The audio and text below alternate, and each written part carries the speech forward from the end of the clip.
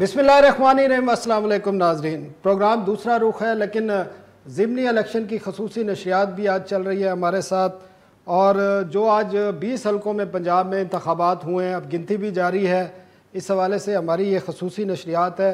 और इस वक्त तमाम हलकों में जितने भी 20 ज़िमनी इलेक्शन जहाँ जहाँ हुए हैं पंजाब के, उनमें गिनती का अमल जारी है। और इस वक्त जो थोड़े बहुत नताइज आए हैं, कहीं से 1% से लेकर 10% तक, तो बाल टू बाल मुकाबला नज़र आ रहा है। लेकिन सबसे अच्छी बात जो आज नज़र आई है कि जिस तरह का हाइप क्रिएट हुआ था इन ज़िमनी इलेक्शन के हवाले से, उस तरह ज़िमनी इलेक्शन में उस किस्म का आप इसको खुदा का शुक्र अदा कर सकते हैं या तमाम सियासी पार्टियों का भी शुक्रिया अदा कर सकते हैं। लॉ एंड आर्डर के जो इदारे हैं उनकी भी बड़ी अहम रोल रहा है कि अमन व अमान के हवाले से बड़ा पुरअमन रहा है। इक्का दुक्का वाक़यात हुए हैं, लेकिन कोई कीमती जान ज़ाया नहीं हुई, कोई अमलाक को कोई नुकसान नहीं पहुँचा। कुछ गिरफ्तारियाँ हुई हैं, शिकायत भी उस तरह नहीं जितने बड़े पैमाने पर PTI ख़ासकर एलिगेशन लगा रही थी, उस तरह की कोई शिकायत सामने नहीं आई। थोड़ी बहुत आई हैं जिनकी तादाद इलेक्शन कमीशन ने बतानी है।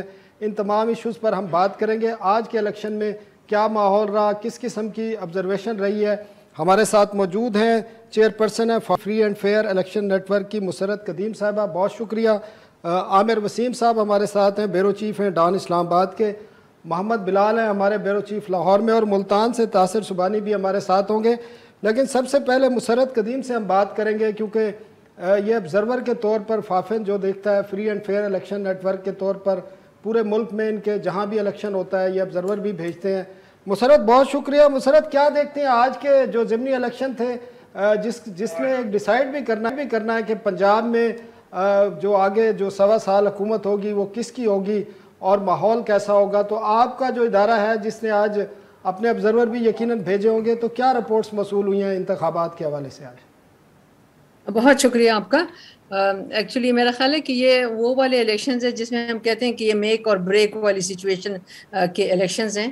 तो नेचुरली हर एक इसकी तरफ एक देख रहे थे हम कि इसका क्या नतीजा निकलता है। नतीजे का तो हम इंतज़ार करें।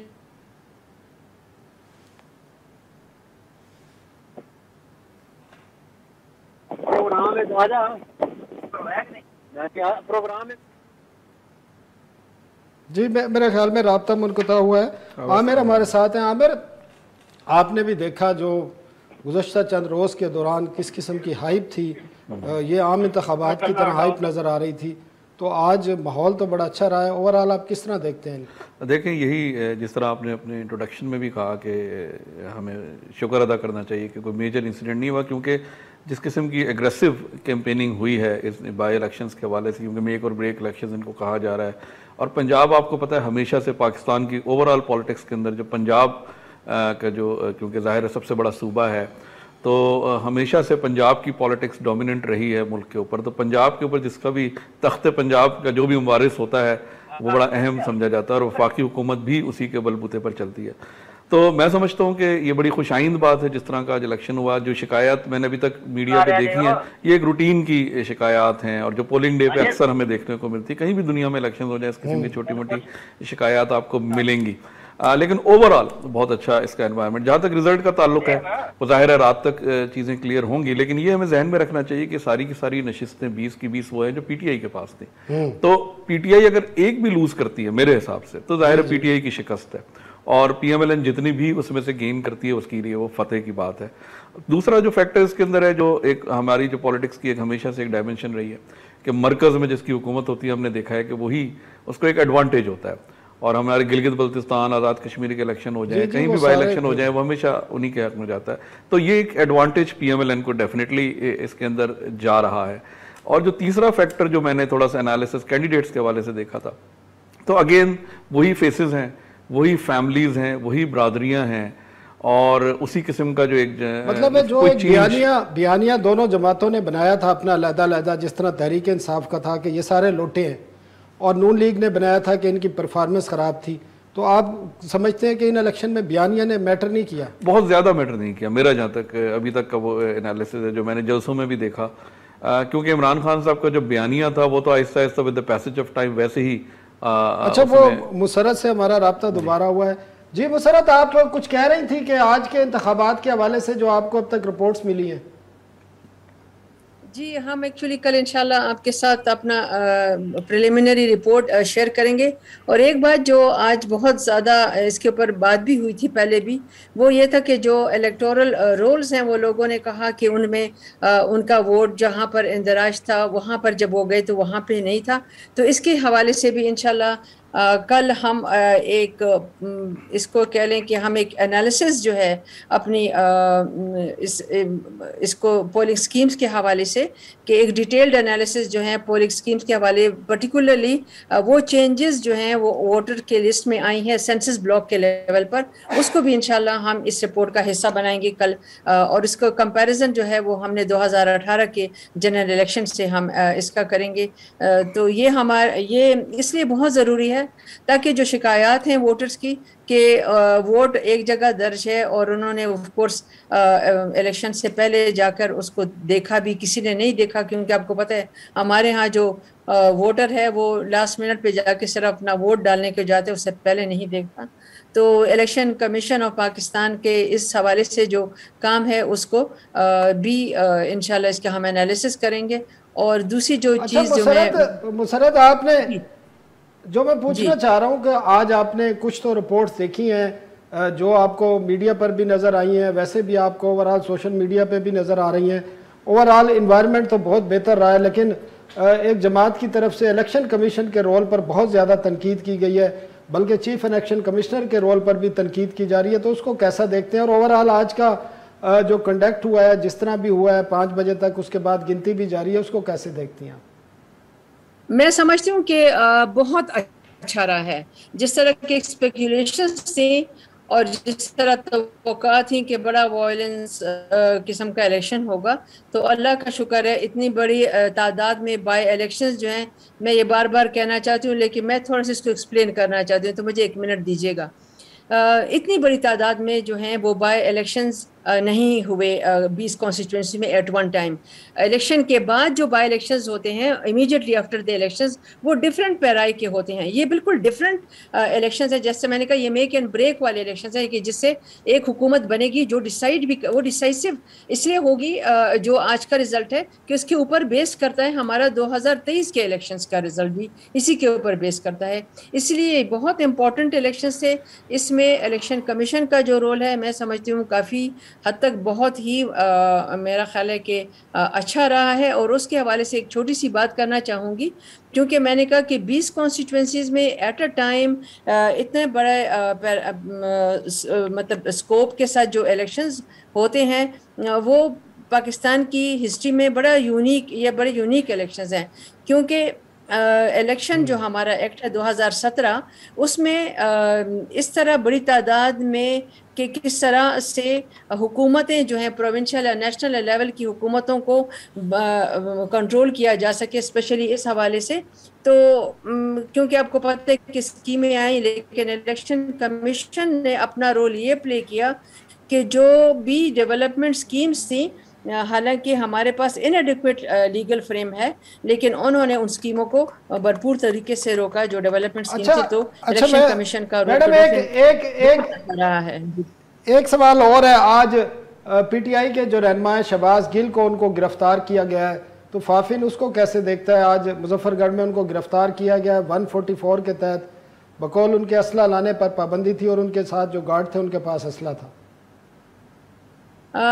मैं तो समझती हूँ कि सबको एक ही उससे ट्रीट करना चाहिए, क्योंकि अगर असलहे पर पाबंदी थी तो नहीं लानी चाहिए थी, लेकिन अगर वो किसी और कॉन्टेक्स्ट में उनको किया गया है, जैसे जाहिर इसको नाम तो हम यही देंगे कि कोई और नाम दिया जाएगा, तो उसको हर जो भी पॉलिटिकल एक्यूमेन रखते हैं लोग, तो वो इसको कंडेम करेंगे, उसको रिप्रिमेंड कर देंगे। आप हमारे यहाँ से निकल जाए, उसको गिरफ्तार करने की जरूरत नहीं थी। भाई कह देते कि भाई आप यहाँ से निकल जाए, जैसे उन्होंने कल जो है वो गुज्जर साहब को वहाँ से रुखसत किया, कश्मीर तक पहुँचा दिया। तो इसी तरह मेरा ख्याल है इनको भी अगर तरीके से बता दिया जाता, तो instead of making it an issue कि उसको गिरफ्तार किया जाए, तो मेरा ख्याल है कि ठीक है मुसरत, आप हमारे साथ ही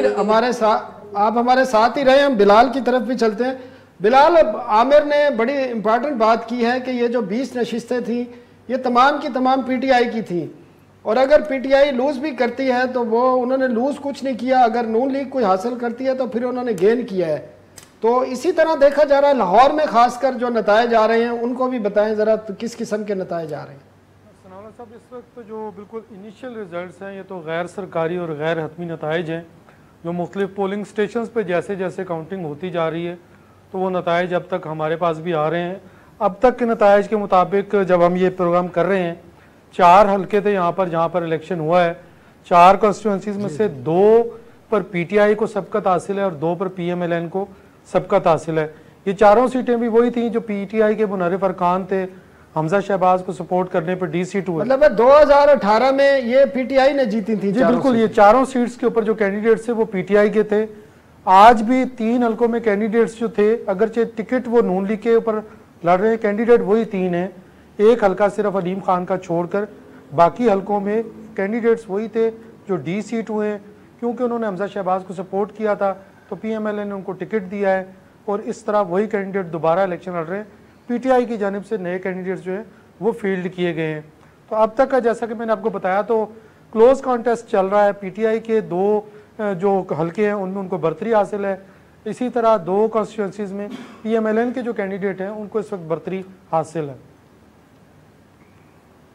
ठीक है बिलाल, हमने ब्रेक पे जाना है और बाद हम मुल्तान जाएंगे, क्योंकि जनूबी पंजाब में 9 ज़िमनी इलेक्शन हुए, 9 हल्कों में ये इलेक्शन हुआ है, तो वहाँ बड़ी अहमियत है। मुल्तान, डेरा गाजी खान, मुजफ्फरगढ़ और बाकी हल्के हैं, तो तासिर के पास हम जाएंगे लेकिन एक ब्रेक के बाद। Welcome back. हम ज़िमनी इलेक्शन पर बात कर रहे हैं, अब हम चलते हैं मुल्तान। तासिर सुबहानी हमारे नुमाइंदे मौजूद हैं। तासिर, ये बताएं, जनूबी पंजाब में तो आज 9 हल्कों में ज़िमनी इलेक्शन था, और जिस तरह यहाँ बिलाल ने और आमिर साहब ने बताया कि ये तमाम वो सीटें हैं जो पीटीआई ने ही जीती थी, तो आज कैसा रहा, इन्वायरमेंट कैसा रहा, वोटिंग का टर्नआउट आप कैसा देख रहे हैं, और आप रिजल्ट को क्या एक्सपेक्ट कर रहे हैं, किस किस्म का रिजल्ट आएगा? जी बिल्कुल सनाउल्लाह, जैसे कि आपने कहा कि 9 जो है हल्कों में इलेक्शन हुआ है जनूबी पंजाब में 8 अजला में। तो अगर मैं मुल्तान से स्टार्ट लूँ तो मुल्तान में आज दिन भर जो है वो पुरअमन ही इलेक्शन रहा है। कोई छोटे मोटे वाक़यात जो पोलिंग डे पे होते रहते हैं इस तरह की ही रिपोर्ट हुए हैं, कोई बड़ा मिसहैप नहीं हुआ। लेकिन यहाँ पर जो है वो शाह महमूद कुरैशी को नोटिस जारी हुआ, आबद शेर अली को, और इसी तरह हैदर गिलानी को भी इलेक्शन कमीशन की जानिब से नोटिस जारी हुए हैं। और दिन भर जो है वो पुरअमन ही रहा। जब जो इस वक्त नतायज आ रहे हैं वो मुल्तान के भी, उसमें जैन कुरैशी जो है इस वक्त लीड में है, जबकि जनूबी पंजाब के जो बाकी डिस्ट्रिक्ट हैं वहाँ से भी अभी तक नतायज तो जो है वो तहरीक इंसाफ के हक में ही आ रहे हैं। और इसी तरह से मैं आपको बताऊं कि ये सीटें पहले जो है वो पीटीआई के पास ही थी और दोबारा से जो है वो नून लीग के उम्मीदवार वहाँ से इलेक्शन लड़ रहे थे। तो अब इस वक्त तक के रिजल्ट जो है वो तहरीक इंसाफ के हक में है, जबकि लोधरा से एक जो है आजाद उम्मीदवार रफीउद्दीन शाह, जिनको कांजू ग्रुप की हमायत भी हासिल थी, वो इस वक्त जो है वो लीड में है। और अगर पूरे जनूबी पंजाब में बात की जाए तो दिन भर इलेक्शन पुरअमन ही है। सिर्फ मुजफ्फरगढ़ में जो है वो शहबाज गिल की गिरफ्तारी है और उसके बाद तहरीक इंसाफ। जी सुबानी, वो बताएं शहबाज गिल को जो गिरफ्तार किया गया है उस हवाले से क्या रिपोर्ट्स हैं, और उनके खिलाफ कोई पर्चा एफआईआर वगैरह दर्ज हुई है, और उनको कहाँ रखा गया है? जी बिल्कुल, मैं आपको बताऊं कि तकरीबन 2 घंटे पुलिस ने जो है वो उस फैक्ट्री का घेराव किए रखा था जहाँ पर शहबाज गिल मौजूद थे, और वहां से फिर बाकायदा तौर पर टीपीओ खुद गए और वहां से उनकी गिरफ्तारी की, और उसके साथ जो गाँव थे उनको भी उन्होंने हिरासत में लेकर नामालूम जगह पर जो है वो मुंतकिल कर दिया है उनको। और अभी तक जो है वो बाकायदा कोई एफआईआर लॉन्च नहीं हुई। हमारी बात की हुई है तर्जमान जो है पुलिस के, तो उनका कहना है कि अभी इस तमाम तर फोकस जो है वो पुलिस का वो इलेक्शन की तरफ के पूर्ण तरीके से इलेक्शन खत्म हो जाए, उसके बाद इसके जो है वो मजीद इसमें एफआईआर भी लॉन्च की जाएगी।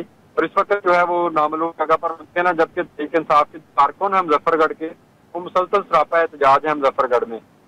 ठीक है, सुबानी हमारे साथ ही रही है। मुसरत कदीम साहिबा के पास चलते हैं। मुसरत, एक चीज़ जो नोट की गई है गुज़श्ता चंद दिन के दौरान, अब चंद माह के दौरान बल्कि देखें, इलेक्शन कमीशन पर बड़ी कड़ी तनकीद की गई है तहरीक इंसाफ की तरफ से। ख़ासकर चीफ इलेक्शन कमिश्नर जो है उनको बराह रास्त निशाना बनाया गया, और गुज़श्ता रोज़ तहरीक इंसाफ के चेयरमैन ने जो अपना एक खिताब किया था उसमें जो एक आईनी इदारे के सरबराह के हवाले से लैंग्वेज यूज़ की गई थी, अगर मैं तो सुना भी नहीं सकता, वो इस किस्म की लैंग्वेज थी तो उसको कैसा देखते हैं जब पाकिस्तान में इतनी बड़ी सियासी जमात के एक सरबराह, एक आईनी इदारे के सरबराह, चीफ इलेक्शन कमिश्नर के खिलाफ इस किस्म की अब्यूज लैंग्वेज यूज़ करते हैं, तो फिर इसको आप कैसा देखते हैं?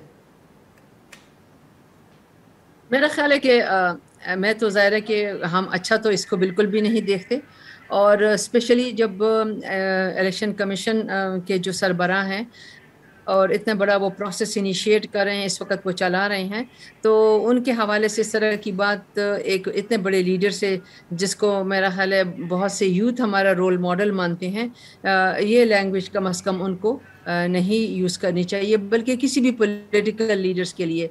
और ये हमारा अब एक अलमिया है। तो आज जी जी प्लीज़, जी जी प्लीज़, ये तो वो आप इसको, ये काबिल गिरफ्त भी है कोई इलेक्शन कमीशन अलमिया है,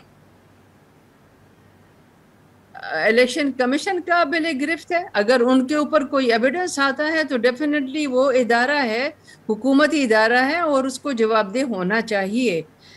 लेकिन ये है कि अगर हम इस तरह की लैंग्वेज यूज़ करेंगे तो उससे अगर आपके पास एविडेंस भी नहीं है, एविडेंस आए तो उसके बाद जो है उसका एक प्रोसेस चलता है। लेकिन अगर एविडेंस के बगैर हम किसी को इस तरह से निशाना बनाकर, या अगर हम एक एब्यूसिव लैंग्वेज या आपने कहा कि गलत लैंग्वेज का इस्तेमाल करते हैं, तो हमारे पॉलिटिकल लीडरशिप को इससे इज्तनाब करना चाहिए, क्योंकि यही तो रोल मॉडल बनते हैं हमारे यूथ के लिए। और चूंकि हमारी यूथ इस वक्त इतनी एंथुजियास्टिक है, हमारी यूथ इस वक्त इतनी ज़्यादा, वो कहते हैं हाईली चार्ज्ड, और उनकी जो एनर्जी है वो बड़े एहसन तरीके से हम इस पूरे प्रोसेस में उनको चैनलाइज कर सकते हैं पॉजिटिवली, उनकी एनर्जी को। तो ये जो रोल मॉडल्स हमारे पॉलिटिकल लीडर्स हैं, इनको अपनी लैंग्वेज को बड़ी एहतियात के साथ जो है इस्तेमाल करनी चाहिए, बेहतर करने की ज़रूरत है। ठीक है मुसरत, मुझे वक्फे का कहा जा रहा है और हमने आमिर से भी पूछ लो, बयानिया बनाया गया था, और ये भी पूछना है कि इलेक्शन कमीशन को अगर इस तरह एक आईनी इदारे को निशाना बनाया जाए तो फिर इसके क्या असरात मुरतब होते हैं माशरे पर भी और उनके फॉलोअर्स पे। लेकिन एक ब्रेक लेते हैं, ब्रेक के बाद फिर आमिर से हम बात करेंगे। वेलकम बैक जी। नतायज आ रहे हैं आहिस्ता आहिस्ता और वही बाल टू बाल मुकाबला है। हम आमिर से बात करेंगे। आमिर, जो एक बयानिया बनाया गया था तहरीक इंसाफ की तरफ से, लोटे कि ये तमाम लोटे हैं, और लोटों के बाकायदा फिज़िकली लोटे लेकर भी गए कई जगहों पे, और एक जो नून लीग का बयानिया था वो पीटीआई की जो 4.25 साल की कारकर्दगी थी उसको उन्होंने उजागर किया। तो आप क्या समझते हैं इन इलेक्शन पर ये दोनों बयानिए किसी तरह असरअंदाज हुए? देखें, रिज़ल्ट जब आएंगे तो हम इस पर ज़्यादा वाज़ेह तौर पर बात कर सकेंगे, लेकिन अभी तक की जो सामने चीज़ें आ रही हैं, तो अगर नून के जो भी लोग जीत रहे हैं जिस जगह से भी, और नून ने ज़्यादातर उन्हीं लोगों को टिकट्स दिए थे जो पहले पीटीआई के उस पर थे, तो इसका तो मतलब है कि लोगों पर किसी भी किस्म के कोई नैरेटिव का असर नहीं है नज़र आता। अभी आपके जो करस्पॉन्डेंट मुल्तान से बात कर रहे थे साउथ पंजाब के रिजल्ट्स के हवाले से, ये मेरे लिए थोड़ा सरप्राइजिंग है अभी तक कि वहाँ पर अगर पीटीआई लीड कर रही है, क्योंकि साउथ पंजाब के हवाले से आपको मालूम है कि पीटीआई ने एक अलहदा सूबे के हवाले से भी बात की थी, और बल्कि उन्होंने तो 100 दिन में कहा था कि हम सूबे के लिए कुछ करेंगे और बिल लाएंगे, फिर वो सेक्रेटेरिएट वाला हुआ। लेकिन हमने अल्टीमेटली 3.5-4 साल में देखा कि इस हवाले से कोई पेशरफ्त नहीं हुई। तो अगर इसके बावजूद वहाँ पे लोग पीटीआई को सपोर्ट कर रहे हैं तो that is surprising factor for me. Again this shows के उनके लिए फिर वो पर्सनैलिटीज जो, जहाँ तक वो लोटों की आप कहते हैं कि ये लोटे हैं सारे, तो आप 2018 से पहले देख लें तहरीक इंसाफ की जो जमात थी वो किस तरह बनी थी, आपको पता है, जहाज भर भर के आते थे। देखिए ये लोग कौन है, और जिन लोगों को टिकट दिए गए हैं इस इलेक्शन में ज्यादातर वो लोग हैं जो नून लीग के हैं। जी जी बिल्कुल। तो वो आपके लिए एक चीज जो है आपको वो सूट करती है तो वो ठीक है, आपको सूट नहीं करती तो वो अदरवाइज है। बिल्कुल, उनको वो टर्न कोट्स कहते थे, लोटा भी नहीं कहते थे, और उस वक्त तो उनको बड़े ही वो कहते थे 1 विकेट और गिर गई, 2 विकेटें और गिर गई जब उनकी पार्टी में जा रहे थे। देखिए ये ओवरऑल इस वक्त भी अगर हमारी जो इस वक्त असम्बली है, पार्लियामेंट है, इसके अंदर अगर आप देखें जिस हवाले से आप बात कर रहे हैं, अगर हम मेरे ख्याल है मेजॉरिटी अगर इन मेंबर्स के हम बैकग्राउंड में जाएंगे तो हमें बहुत से ऐसे नज़र आएंगे जिन्होंने पार्टीज़ चेंज की हैं over the periods of time. लेकिन देखना ही होता है कि उन्होंने किस मौके पर और किस क्या सौदा, क्या बार्गेन किया उन्होंने, किस हवाले से उन्होंने पार्टी चेंज की। पार्टी चेंज करना मैं नहीं समझता कोई बुरी बात है, बाहर भी होती है, यूरोप में भी होते हैं, नजरियात की बुनियाद पे होनी चाहिए, लेकिन नजरियाती माल की बुनियाद पे नहीं होनी चाहिए। आज वो एक शेख रशीद की ऑडियो भी आई है, आपने वो शायद सुनी हो। देखें, शेख रशीद साहब को तो मैं समझता हूँ हमें डिस्कस ही नहीं करना चाहिए, और उनका मैं कल बयान पढ़ के तो मुझे बड़ी हंसी भी आ रही थी कि इस्टेब्लिशमेंट को वो कह रहे थे कि वो इलेक्शन से दूर रहें, यानी एक ऐसा शख्स जो कि आज तक फ़ख्र महसूस करके कहते थे गेट नंबर 4 से आया हूँ और उसके हवाले से, और आज उनको वही इस्टेब्लिशमेंट को वो रिक्वेस्ट कर रहे हैं कि वो दूर रहें। तो मुझे बड़ा अजीब सा लगा कि शेख रशीद साहब के मुंह से ये बात सुनना। तो शेख रशीद साहब जो है वो बेचारे, मेरा ये ख्याल है कि उनकी जो अपनी सियासत है वो इस वक्त एक ऐसी जगह पर है कि उनका फ्यूचर खुद उनको कोई समझ नहीं आ रहा है इस वक्त कि वो किधर जाएंगे। लेकिन जिस हद तक वो आगे चले गए तो जाहिर है इस वक्त उनके लिए बड़ा मुश्किल है कि वो नून लीग में जाएंगे या फ्यूचर में उनका, मुझे उनका कोई फ्यूचर नज़र नहीं आ रहा बहरहाल इस वक्त। तो इसलिए मैं उनके बयानात को बहुत ज़्यादा अहमियत देता नहीं हूँ। वैसे भी वो ज़्यादातर तो वो जिस तरह के बयानात देते हैं कि अगले 90 दिन इंपॉर्टेंट है, 40 दिन इंपॉर्टेंट है, 3 दिन इंपॉर्टेंट है, और वो इसी किस्म के अपने वो प्रेडिक्शंस नजूमी टाइप के, हाँ सियासतदान से ज़्यादा वो नजूमी मुझे नज़र आते हैं। एक और चीज़ जो यहाँ पे बार बार बात हो रही है कि इलेक्शंस बड़े इंपॉर्टेंट हैं और आगे इसका बड़ा इसकी इम्प्लीकेशंस होंगी, और आपने 1.25 साल की भी बात की कि अभी 1.25 साल रह गए। मैं ये समझता हूँ इसका जो भी रिजल्ट होगा, जो हमारे पंजाब में क्राइसिस चल रहा है ये इसी तरह चलता रहेगा, ये चलता रहेगा, क्योंकि जो भी हुकूमत बनाएगा वो जो डिफरेंस है वो अभी भी आप देखेंगे कम ही होगा, वो 2, 4, 5 सीटों का ही होना है ना। 11 सीटें नून को चाहिए गालिबन, 11 सीटें। तो अब वो अगर 11 सीटें ये ले भी जाते हैं, चले 15 ले जाते हैं, तो वो डिफरेंस तो वही का वही है जहां पर है। और इलेक्शन 4-5 लोगों को जो इधर उधर करना कोई मसला नहीं करके जिस तरह कल से रात बिल्कुल, और असेंबली आप देखें बिल्कुल डिसफंक्शनल होकर रहेगी। असल बात सिर्फ इलेक्शन नहीं है या वजारत आला नहीं, असल बात आपकी असेंबली को फंक्शनल होना चाहिए। वहाँ 2 असेंबलियाँ चल रही हैं, स्पीकर एक तरफ जा रहा है, डिप्टी स्पीकर दूसरी तरफ जा रहा है, गवर्नर की बात कोई नहीं मान रहा। ये वाली जो सिचुएशन है इसको आप आगे कैसे कंट्रोल करेंगे? आप वफाक में भी देख लें, जो सदर साहब बैठे हैं इस वक्त पीटीआई के रेमनेंट हैं, वो भी इस वक्त जिस तरह की इन्होंने बिलों पे साइन नहीं किए, कभी वो लेटर लिख रहे हैं सहाफियों के ऊपर। तो कन्फ्रंटेशन जो है, वो जो कन्फ्रंटेशनल पॉलिटिक्स है, वो मैं समझता हूँ भी चलती रहेगी इन इलेक्शंस के बाद भी, कोई भी गवर्नमेंट बना ले। ठीक है, बड़ी इंटरेस्टिंग बात है। बिलाल से हम पूछते हैं। बिलाल क्योंकि सियासत का जो गढ़ है पाकिस्तान का, लाहौर, वहाँ बैठे हुए हैं। बिलाल, ये जो आमिर ने बात की है कि वो तो पुरुमीद नहीं है कि इन इलेक्शन के बाद भी चाहे नून लीग भी जीत जाए, उन्होंने कहा फिर भी स्टेबिलिटी नहीं आएगी। तो आप क्या समझते हैं कि क्योंकि आपने ये पिछले चंद माह जो देखे हैं, आपने जो कुछ होता रहा है लाहौर में, आप विटनेस रहे हैं, रिपोर्ट भी करते रहे हैं, तो आगे की क्या सूरत हाल देख रहे हैं? क्या आमिर की प्रेडिक्शन ठीक है या कोई सूरत हाल बदलेगी? सनाउल्लाह साहब, मैं बिल्कुल आमिर वसीम साहब से इत्तेफाक करता हूँ कि जो सूरत हाल पंजाब में अब तक चली है, हमजा शहबाज के इलेक्शन के बाद से लेके अब तक यहाँ पर किसी भी तरह से पॉलिटिकल स्टेबिलिटी नहीं आई।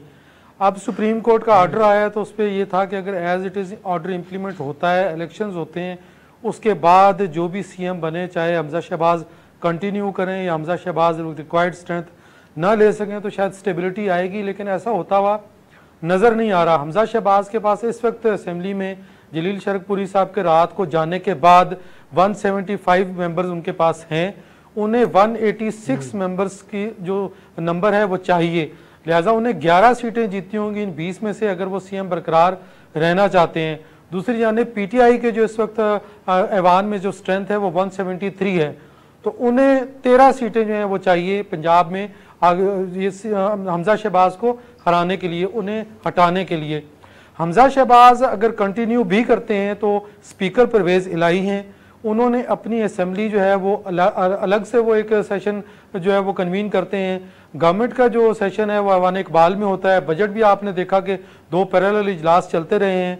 अब जो पीएमएलएन की ये थिंकिंग थी, जो पीएमएलएन की स्ट्रेटजी ये थी कि अगर इस वक्त रिक्वायर्ड जो नंबर हैं 20 जो सीटें हैं, इनमें से अगर एक डिसेंट नंबर पीएमएलएन ले लेती है, सीटें उनके पास आ जाती हैं, हमजा शहबाज कंफर्टेबल पोजीशन में आ जाते हैं, तो इसके बाद वो परवेज इलाही को हटाने की तरफ जाएंगे। उनके खिलाफ नो कॉन्फिडेंस मोशन पहले भी लाई गई थी। मतलब है आप भी यही समझते हैं कि ये जो कशीदगी है और ये टेंशन है, ये 11-12 माह 13 माह जो भी है उसमें भी जारी रहेगी, चाहे कोई भी आ जाए, और फिर फर्क भी, डिफरेंस भी इतना कम है कि किसी भी वक्त दोबारा से उसमें तब्दीली आ सकती है सूरत। जी बिल्कुल, ये टेंशन तो किसी न किसी शक्ल में चलती रहेगी।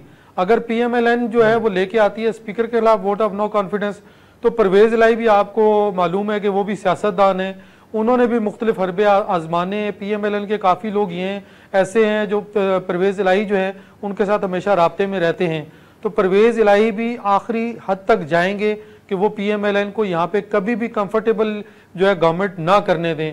फिर इमरान खान की उनको मुकम्मल सपोर्ट हासिल है, पीटीआई जो है वो उनके साथ है। अगरचे परवेज इलाही के पास अपने सिर्फ 10 मेंबर हैं, लेकिन उन्हें जो सपोर्ट है वो पीटीआई के तमाम पूरी पार्टी की सपोर्ट जो है वो उन्हीं के साथ है। ठीक है बिलाल हम मुसरत साहब की तरफ भी चलते हैं। मुसरत ये बताएं, दो सवालात हैं आपसे। एक तो बिल्कुल वही सवाल है कि इस इलेक्शन के बाद आप क्या समझते हैं पंजाब में जो पॉलिटिकल सिचुएशन है, गवर्नेंस है, स्मूथ हो जाएगी, या जो आमिर और बिलाल कह रहे हैं कि लगता नहीं है क्योंकि फ़र्क बड़ा कम रहेगा। और दूसरा सवाल मेरा, जो सुप्रीम कोर्ट का एक खुद नोटिस पे फैसला है 9 अप्रैल वाले पे, आप क्या समझती हैं कि जो उस फैसले के तहत कोई इलेक्शन कमीशन को रेफरेंस जा सकता है? 4 लोग हैं जिसमें इमरान खान साहब हैं, उस वक्त के वज़ीर कानून फवाद चौधरी हैं, और या बाकी जो लोग हैं जिसमें स्पीकर और डिप्टी स्पीकर शामिल हैं, उनके खिलाफ इलेक्शन कमीशन में उस फैसले की बुनियाद पर कोई नाअहली का रेफरेंस जा सकता है? और उसकी क्या, अगर जाता है तो उसका क्या फैसला हो सकता है?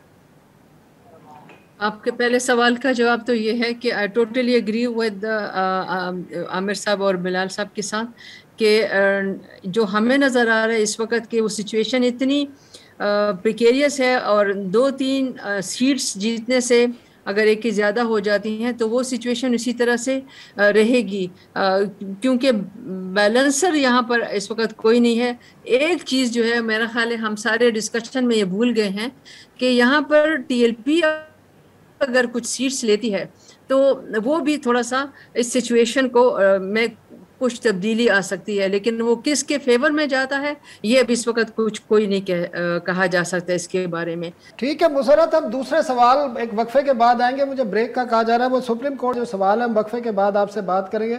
एक वक्फे की तरफ चलते हैं। वेलकम बैक जी। नताइज भी तेज़ी से आ रहे हैं और हमें लाहौर से बिलाल बता रहे थे कि काफ़ी हलकों में PTI के जो उम्मीदवार हैं उनकी लीड है। आमिर, जो मैं मुसरत से भी पूछ रहा था कि सुप्रीम कोर्ट का जो फैसला है खुद नोटिस के हवाले से, वो आपने फैसला भी पढ़ा होगा, उसकी बुनियाद पर एक तो वो आर्टिकल 6 की बात कर रहे हैं, वो तो खैर उसमें जो हमने लीगल राय ली थी, लोगों से हमने बात की है, वो तो कहते हैं वो एक जज की तरफ से एक एडिशनल वो एक राय हो सकती है, लेकिन वो कोई ऐसी बात उसमें है नहीं।